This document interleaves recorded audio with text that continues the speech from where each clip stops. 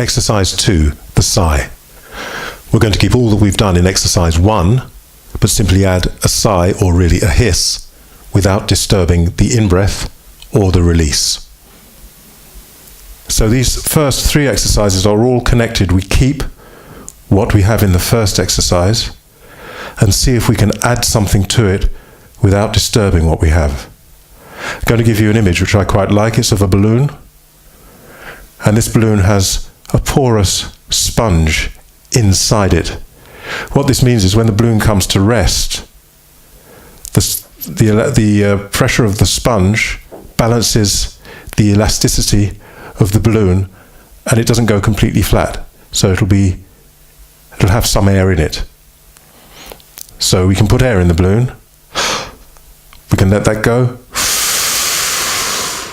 It comes to equilibrium. From equilibrium, if I squeeze the balloon,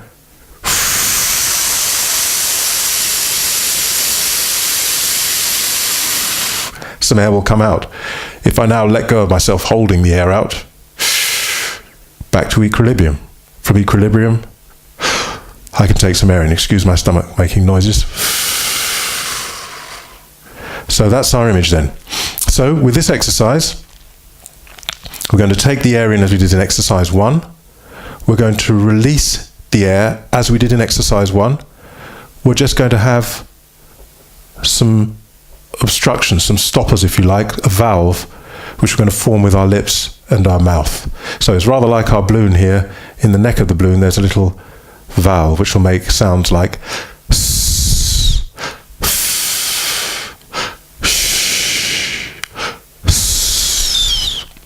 So these are formed just at the lips here. When we take the in-breath, we're going to make sure that we're a little bit energized here. So if I'm just simply relaxed when I take a breath in, here in the mouth, it's a little bit noisy, so we're going to have an energy.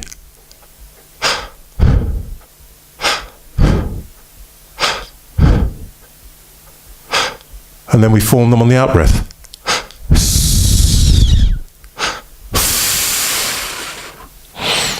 The thing to watch out for here is that you don't change the in-breath and start kicking,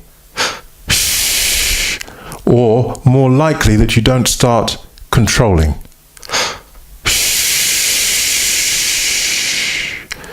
Adding this hiss disturbs the mind somewhat, and something that you'd thought you'd established in the earlier exercise may now not be quite as established as you thought, because you've got something else to think of, and it tends to go to pot a bit.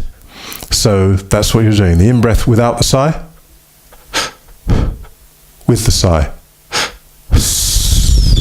Another image for you. Our jug with our water. Instead of now just simply tipping the water out of the jug, well, I'm still going to tip the water out of the jug. This time I tip it out of the jug, but into a funnel.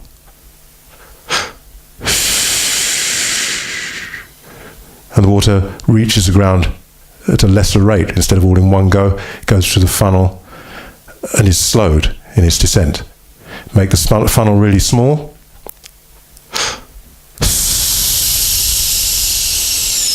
It takes longer.